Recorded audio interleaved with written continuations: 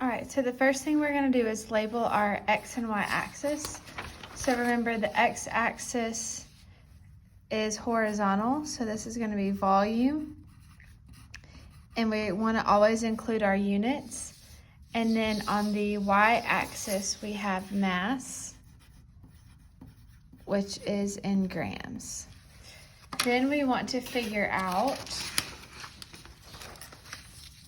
the increments for our points, so and determine the range of values. So we need to get to 9.3. I'm going to go ahead and say 10 because that's a nice even number.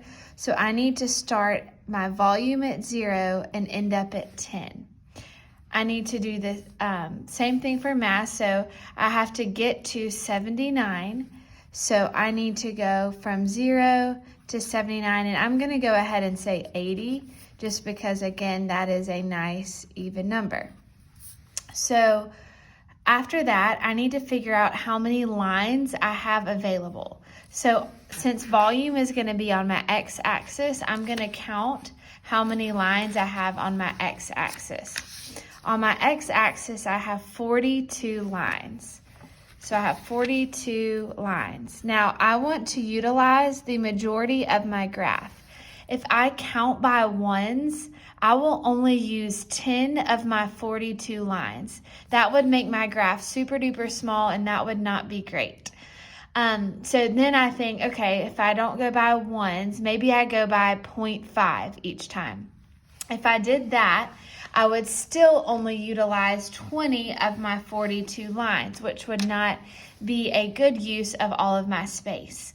So I'm going to keep on going, and I'm going to use 0.25. So if I count by 0.25, and I need to get to 10, so I divide 10 by 0.25, then I get 40. So I have 10 I need to get to 10, and I am going to count by 0.25. So I need 40 lines. I have 42 lines, so that will work for me.